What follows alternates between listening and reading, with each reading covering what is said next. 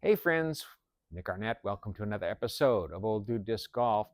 In this episode, we continue with Jeff Sherfey sharing tips with us about things we can add to our game or work on to help improve. And we're practicing in the park. So I think this will be very, very useful. Again, I put chapter markers in it. It's a little over 20 minutes long, so you can skip forward and back just so you don't have to watch the whole thing if you don't want to, but all the things are really good, so you'll want to. All right. And again, don't forget to like and subscribe. That would help me out a lot. All right. Thank you. Okay, friends, continuing with Jeff Sherfey. He's so awesome. What are we going to work on in this episode, Jeff? Kind of shot making. Let's see, looking at the course, what could be trouble, where you want to place the disc when you're shooting up. So I've learned some lessons playing in tournaments, things I wish I would have done or known, and which mistakes I made. So I'm going to try to show you a little bit about the tips where to land the disc, how to watching out for things. So I'll explain as we go. Yeah, awesome. Here we go, Jeff. Okay, on this one, it's not very far, but I'm kind of giving you an idea what I may want to do with this shot. So you see the basket there, and I'm looking at, I have branches here, so I can't get it up. So I want to go a little bit lower here. So if the disc is, let's say right here, I have a pretty clean shot. I may go to one knee because of these branches, and I'm going to try to land at certain places. Some people will blindly see, they'll see the basket and they think, okay, throw at the basket. But for me, I'm going to try to land to the right of the basket. There's a tree over there, but I'm going to try to avoid that.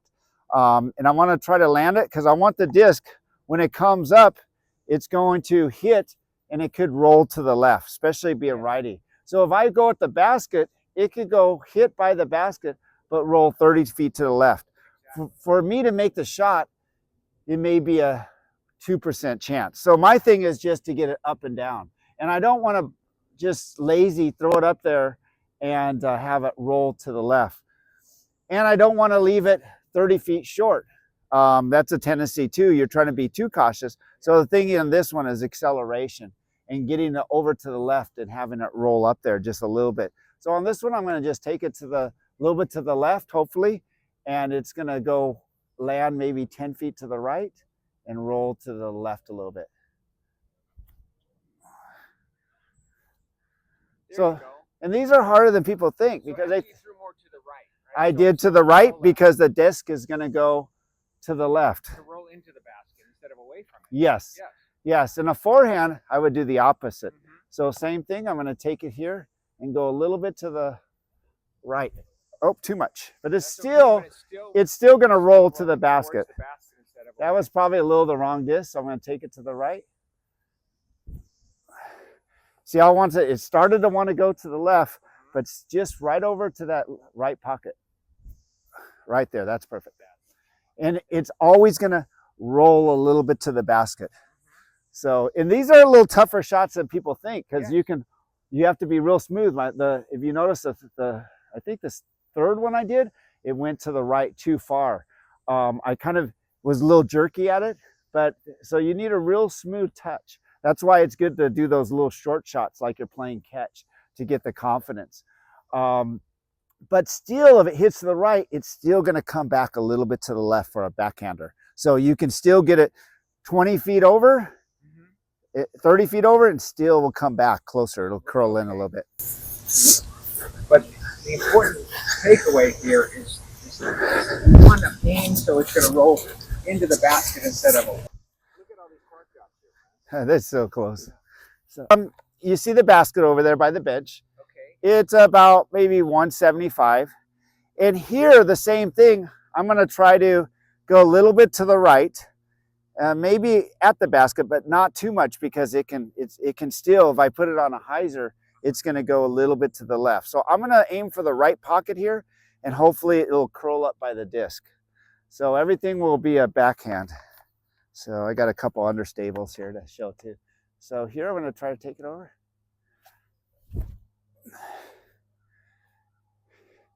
And that hit the basket. That came out pretty good. So here is a little bit of more of a stable disc. So I'm still going to go a little bit to the right, have it come back. Oh, too much. That was way too much. Well, that's okay. That's why we practice. It's still about 30 feet, Yeah. but it should be tighter. So here, accelerate there. That one should be good. That's next to it. And same thing here. Just nice acceleration. Really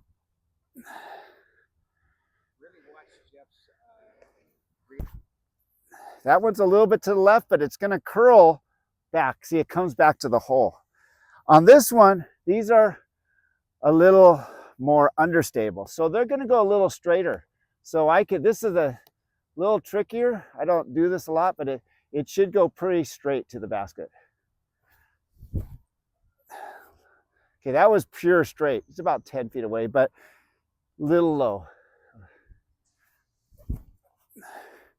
That one's a little left, so it starts to kick off. So it could, if you get too much spin, it can kick and go 30 feet left. So that's why it's good to be a little to the right. So when it has that spin, it'll still come in. And also another thing, Jeff, this is not something that you would encounter, but for me, I throw light discs, and when they're done spinning, they die. They'll fall, and they'll fall really hard to the left, more so. Okay. I actually use it to my advantage, but I'm used to that. Yeah. So I aim way to the right, and I've had them fall in like that. So on the understable, the ones I threw, that would be good if I'm kind of next to some trees and I have really no area to work to the right. Or I would basically, my strength is my forehand.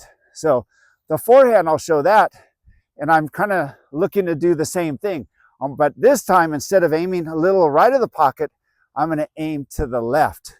And I'm going to try to hit, because I know they're going to come back a little bit to the right. So I'll show you the forehand, how that comes into the basket. Okay. So this one, the basket's there, and you could see it's maybe about 180 feet away. You got some trees, so you have to kind of look where's the best way to approach. Now, where I said here, where you want to land it on a certain side, I'm going to do a forehand. So on the forehand, I want to land it a little bit to the left, but anywhere close to the basket will be fine, because the left, it'll come back in. So I'm going to try to take it, and I'm going to go aim to the left, and it's going to come back to the basket a little bit. So just watching that person. So I'm going to basically go to the left pocket, and you're going to see it, and hopefully it comes right back. She doesn't walk here. Right to the hole. Okay, that was really good. It just caught that little branch. Yeah. So this one is going to be a little bit less stable. So take it here. That should be good. So I'm about 200 feet away now. I'm going to do a forehand and backhand. You got a little bit of a tunnel with these trees, so I'm going to have to keep it a little low. And then one time, and then one I'll go over to the right a little bit and take it higher over. So this one, I'm going to try to throw to my left, but to Nick's right. So it's going to go to the right and should come up toward Nick. So I'm going to do a forehand. It's coming back, but a little bit long. So probably about 210. So this one is, I'm going to try to go through that alley gap with the forehand.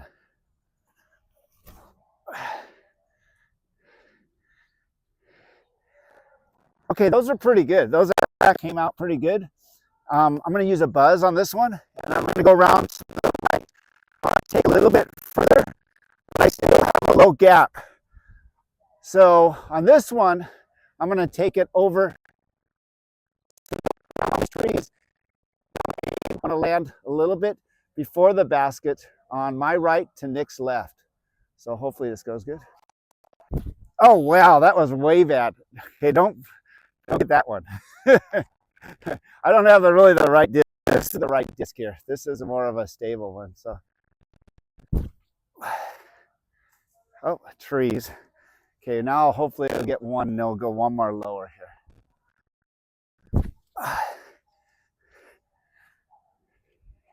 Okay, that one went good. It went, results were good. But I'm going to try a different disc, a little more appropriate, but I'm going to take it a little forehand. Couple forehands. It's going to land to the my left, Nick's right. So that should be good. Now I'm going to take one. This is going to be a little more tricky because I'm going to go through the gap of the trees and it should come back. Little flex right back to the hole. There it goes, right to the hole. Right by Nick. Okay, same thing. I'm going to take it to the opposite side, around the tree, hopefully. Oh, no, a little low. My around the tree shots, but it's still good. So I'm going to do one more. A little bit of forehand flex. That's kind of my strength approaching. So it should come up right by Nick. About 200 feet, but I have to go right in between the trees here. And it's trying to come back. There it goes. That's about 30 footer, 25. So yeah, different shots, different angles.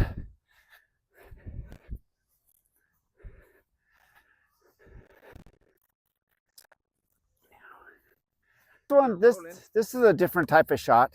We're going to imagine that little bench right there, and before is kind of trouble.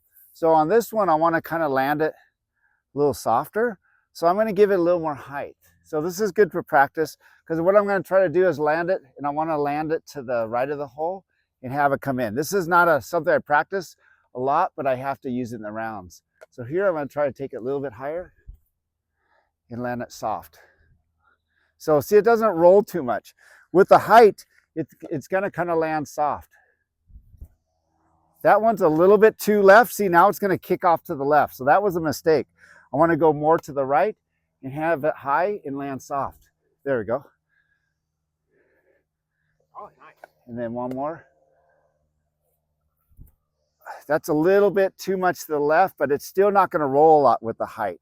So yeah, that's it for that. But that's a good one to practice too. This is really not the right disc, but it just shows you if you had a big bush in front of you like this, nothing, you can't get around. So what I try to do is just a little forehand flick. I don't try to throw it much, but I'm trying to just get it into play, like where the basket is. But this may roll a lot. So here I'm just going to take it over and have it land. See, that's going to roll. But I would use a softer disc. And I'm just taking it over. So having this in your bag is real good too. That one came pretty good. So I just want to do little touch shots, throwing it over. Yeah, not putting much on it. Yeah. So that's something to practice because you are going to get behind a bush one time and you have to throw over. So that's good just to have that idea how to throw it. Yeah, and it took minimal effort too. Yeah, and I don't practice that a lot, but you need to do it a little bit so you have that ready in case. I would think a rubber disc would be good to have. Like oh yeah, rubber disc. elevation disc. Yeah. And if you noticed, I threw that forehand. So that's good to have a little forehand flicks like that to throw out of a bush because backhand you can't even get it. Sometimes you can do it backhand, but for me, forehand's good. If you do have to do backhand, you have to just flick it, but it's a little trickier. Okay, this is a little trickier shot. I just picked this up, just experimenting with it, and it works. What I like to do is get a really stable disc, like a Firebird Destroyer type. This is a Duke, but it does a pretty good job. And what I'm going to try to do is to get it low, and I want it to skip to the right. So if I had bushes or a bunch of things blocking me, I could, and this grass looks pretty low, so it should skip. But the key thing is when it hits, you want it to hit at an angle. You don't want it to be flat, so it will go, and it's going to skip to the forehand. It'll skip to the right. Backhand, it'll skip to the left. That's why you want to use an overstable disc. It's more like, especially if you have low arm speed, it's more likely going to be on its side the way you want it to be, so you'll ensure the skip. Exactly. Yeah. So we'll do, I'll rotate between a backhand and forehand. So the backhand, I'm going to try to aim toward, a little bit toward to the right, maybe to the garbage can over there, to that park bench.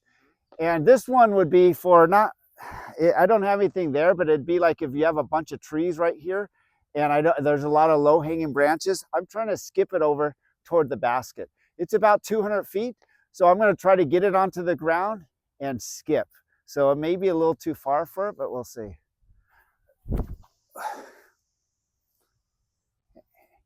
So that skipped up right next to the basket. That was good. So that was a backhand. Now I'm going to do a forehand, same thing. and I'm going to do a skip, but I'm going to skip it over maybe 60 feet over to the left and have it skip to the basket. Oh, a little bit too hard. That was too much, but it came by the basket. Still not bad. But I want to get it lower to the ground to get it to skip off the ground. There we go. Now that skipped, so I really should have been a little bit more over to the left, but that's a good throw, especially if you have to get around like trees like this and to go to the basket, have it go way to the right. You want to get it onto the ground quickly so it will skip. But if you get it too much onto the ground too early, it'll skip too early than you want. So you want to kind of aim for your spot on the ground. So yeah, it's a little more, that's a little trickier, but it was an easy adjustment. The key is to lean into it. So when I'm doing a backhand, I want to lean forward to get it to skip. And when I'm going forehand, I'm going to take it here and I'm going to lean forward to get it at that angle. But let me explain one thing. If there's a lot of rocks, a lot of different debris, you can't do that. There's basically, if you have dirt or you have low cutting grass, if it's thick grass, if you don't get it on the angle, it's just going to stick. So it's definitely not the shot. You'll be in some places like Silmar is good, but there's a lot of dry spot, but definitely not good if there's too much brush or logs that could hit. So yeah, so they all came out pretty close. So this is a little tip on putting. Not necessarily the putting. Everything with all the shots you're doing is acceleration through the shot. But what will be intimidating is if this is a big drop where it drops off. Here it drops off a little bit, but a lot of players, they'll get a little intimidated. So they're thinking, okay, I don't want to go too far past. So what they're going to do is they're going to decel on their putt because they don't want to go way past where it drops down the hill. But for me, what's important is when I putt these is to use it like I'm just putting a normal shot, like there's no backdrop. Doesn't mean there's hardly a cliff. If I'm within where I feel like I good chance to make it, even 20, 30 feet away, I'll still putt it. These aren't really putters, but they're okay. So on this, I want to take it and I'm going to putt and make sure I'm going to try to use these chains as a thing to slow it down. So I'm not going to try to be cautious and be short because a lot of players will go like this. They'll get a little nervous and they won't excel. So what I want to do is I want to excel through the putt. Even if there's a drop off, I'm going to take it and I'm going to excel here. That was off a little bit, but the chain stopped it. So same thing, I'm going to excel. I'm getting further back and I want to excel. I don't even want to think about, okay, what if it misses? I'm still going to excel like a regular putt into the cage. Okay, both of those hit solid. They did chain, but I putted it like I would want to. I'm going to try another one. It's important because you want to make sure. Okay. So we're going to try a different angle now, Jeff? Yeah. What's happening now? So when you're putting uphill, you want to make sure it's a little bit further. You want to excel through the putt and not be cautious because a lot of people will leave it short. So you want to make sure you give it a shot to go in. So I'm, More so uphill, right? yes. Okay, that wasn't good. I don't have my putters, so they're fading a little bit. So I'm excelling through. So those are all three good putts for me. The one wasn't, actually none of them are putters. They're kind of a little stable. But I want to excel through. I want to hit the basket chains. And the biggest thing I see, especially when I was in the amateur division, guys would end up short because they weren't excelling through. So I'm going to try one more from here.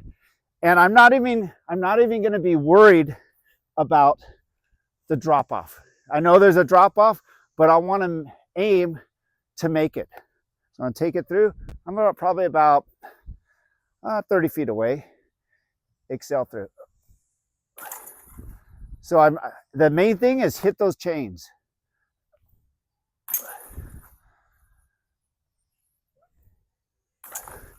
So yeah, and that's the thing. You got to putt to make it. Some people were putting not to miss or miss far, and they get hesitant. So the main thing is excelling through the putt. So yeah, that's it. Yeah, it's a lot of people will make them in practice, but in the round, they get a little cautious and they get a little hesitant. So their putt, they feel like they're good, but they're actually kind of slowing down at the end. They're not getting that acceleration. The acceleration is key. Not to jab at it, because then you miss right or left, but the nice smooth acceleration so it has that spin and comes in. But sometimes, like last tournament, I just hit one right here, pure in the pocket, went down and kicked out. So it happens, yeah. Sometimes you can hit right in the middle and he kicks it back. So that's just unfortunate. So yeah, but that's really key. If you get your putting, then it's going to make a huge difference. You'll have the confidence. So yeah, most important thing is putt to make it. Don't putt to not miss, but putt to that you want to hit the cage. Don't. And probably the biggest problem I had early on where I missed things, I would get a little hesitant and I'd leave it short. And that shortness is just, you're not accelerating. And it may come really close, but you're just yeah, you don't have that confident putt. So even if you miss, hits a cage, it's okay. You gave it a good aggressive putt.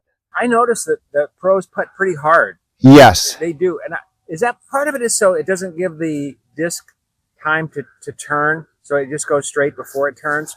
You know, I don't know. Some people say I've been putting hard, but I think it's a thing of confidence. You know where you want to putt it, you put it there, and the worst case scenario, it hits the cage and falls down. Compared to trying to putt it really softly, the disc won't follow through, so it won't have the right proper spin. So they're pretty much, they're dialed in. Sometimes they'll get a little nervous, hesitant. It's like basketball. A lot of the pros will miss their shots toward the ends of the games at free throws. They make them in practice, but they get tense. And when you get tense hands, what happens is you don't have, it's not relaxed, it's not following through. So tense hands, it gives a jerking motion. So tense hands will give it the spin. And another thing is just aim where you want to hit.